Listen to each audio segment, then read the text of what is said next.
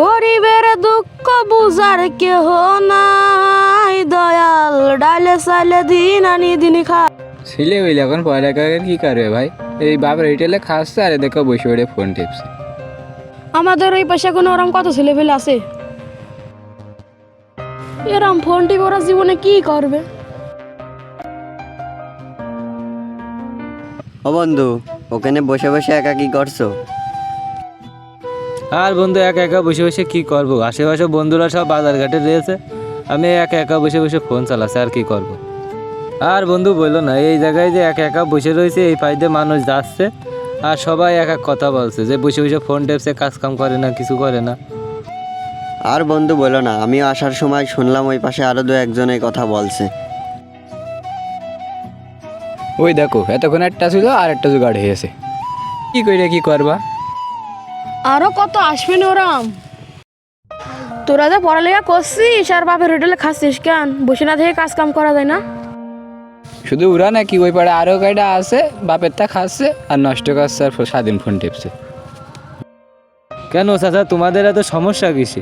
আমরা শুধু কি বাপের তা খাচ্ছি, পড়াশোনার পাশাপাশি বাপের কাজেও সাহায্য করছি। হ্যাঁ, তোমরা কাজ করছো না, হাতি করছো, বাপেরটা খাচ্ছ আর নষ্ট করছো। মানুষ চাকরি পড়ালেখা করে চাকরি বাকরি করছে। মানুষ পড়ালেখা করছে তো মেসে, তা তোমরা বাড়ি থেকে কি পড়ালেখা করছো? কেন, মানুষ সবাই কি মেসে থেকে পড়ালেখা করে? কেউ কেউ তো বাড়ি থেকেও পড়ালেখা করে। বাড়ি থেকে পড়াশোনা করে কি হবে? মেসে থেকে পড়াশোনা করে দুটো টিউশনই করলে।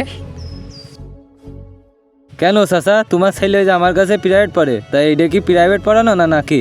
ওই টাউনে পড়ালেই টিউশনে আর গ্রামে পড়ালেই প্রাইভেট হয়ে যায় নাকি? কদিন চাচা? গ্রামে থেকে আর কয় টাকা ইনকাম করা যায়? নাই 2 থেকে 400।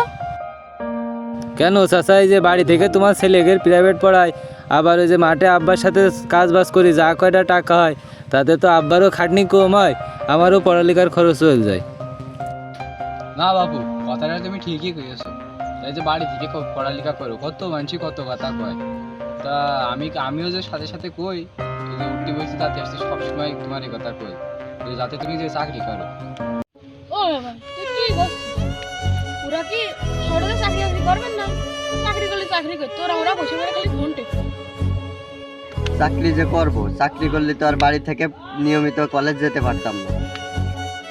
এই যে আমরা বাড়ি থেকে নিয়মিত কলেজ করি, নিয়মিত পড়ালেখা করতে পারছি, যদি চাকরি বাকরিতে যেতাম তাহলে তো আর নিয়মিত এভাবে কলেজও করতে পারতাম না, শুধু ওই পরীক্ষা দেওয়ার সময় পরীক্ষা দিতে হতো, তখন আমাদের রেজাল্টটা কেমন হতো। আর এখন এই যে বাড়ি থেকে পড়ালেখা করছি, এখন পরীক্ষা দিলে আমাদের রেজাল্টটা কেমন হবে তাই বলো তো তুমি একটু চাচা?